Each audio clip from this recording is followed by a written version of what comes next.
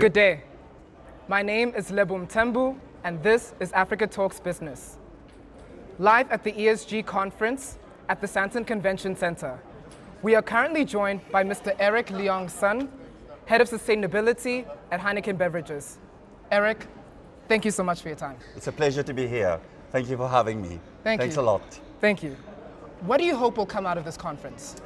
You know, it's always great to have this gathering of people from different circles, from academia, FMCG, private sector, public sector, and recycling companies. It's an amazing think tank. It's all about collaboration, partnership, and crafting a roadmap together. Because the problem is quite a wicked problem in terms of what the world is facing. Not one entity can solve it on its own. And creating this think tank sparks many ideas of how to collaborate better, more efficiently for the roadmap ahead. Right. Why is ESG so important for companies? Because without purpose, there is no profit. The days where companies would only think of profit are long gone.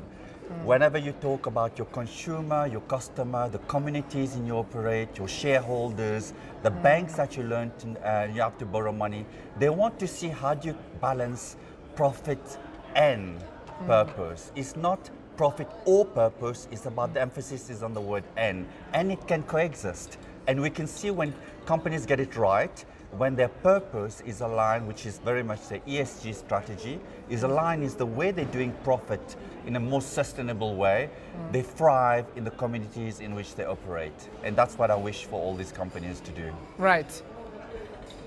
One of the main messages I gathered from being in there is the message of there being value in doing the right thing. There is profit in doing the right thing. Yeah. I believe it was Clarissa who mentioned the words profits with a purpose. True.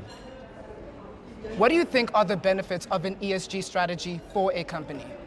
You see, a lot of people think of ESG as a grudge activity, and it's something that a few people do whenever on a Monday morning, an isolation and all of that. That's a wrong tactic to approach an ESG strategy. The best way to approach an ESG strategy is when the tone from the top is clear, loud, and solid, which is the leadership. That's very important. You need to get that right. And also you need to integrate it with the rest of your organization. And also you need to see it as a value add instead as a grudge activity. I'll give you some example in terms of environmental, social, and governance. If you don't have a good governance, you don't know what's happening within your organization. If you don't understand the social challenges that's happening in the countries and the communities in which you operate, you have a blind sight to you're not listening to your customers and your consumers, right? And if you don't be kind on the environment, you won't have the resources to operate properly.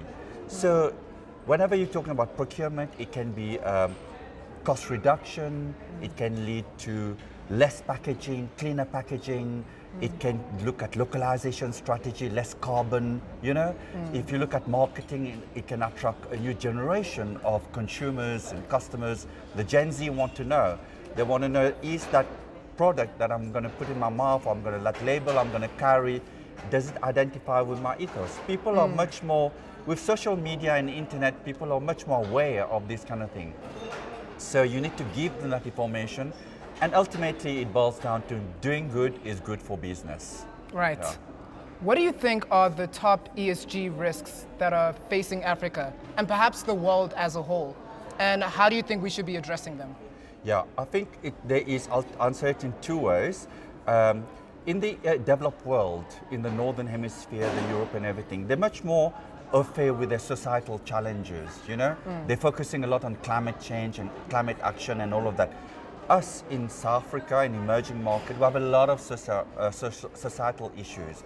I mean, gender-based violence, femicide, the Gini coefficient, unemployment, intensification of urbanization, and basically depletion of national resources. So we need to balance our short-term priorities versus our medium and long-term goals. So in the Southern Hemisphere, I would say we need to make sure that we lend this kind of quality of life for all, dignity for all through that social, the S of ESG, and then we work in the medium to long term on the climate action and all of that. Whereas in Europe, they've already got that, the legislation covers it, everybody understands it, so they're focusing more on the climate action. Yeah. So as you know, South Africa is currently facing an energy crisis. I'm curious to get your perspective. How exactly has it impacted your company? We are very much impacted like everybody else, as a person, as a company, and the community in which we operate, right? So we're very much working with the government, working with our stakeholders, and we're looking at cleaner energies and looking at basically renewable energies. So our Citibank brewery in the Midvaal is one of the biggest solar plant for that brewery.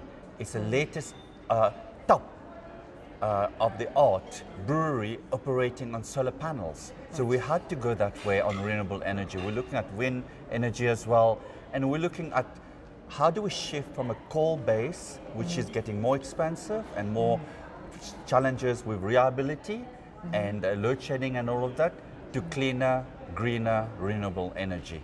And we're also looking at that in our value chain, in some of our project upstream, and also we have a big campaign called Tavern of the Future, which is township economy, and how do we look at empowering people and our business unit that we sell in as well. Thank you.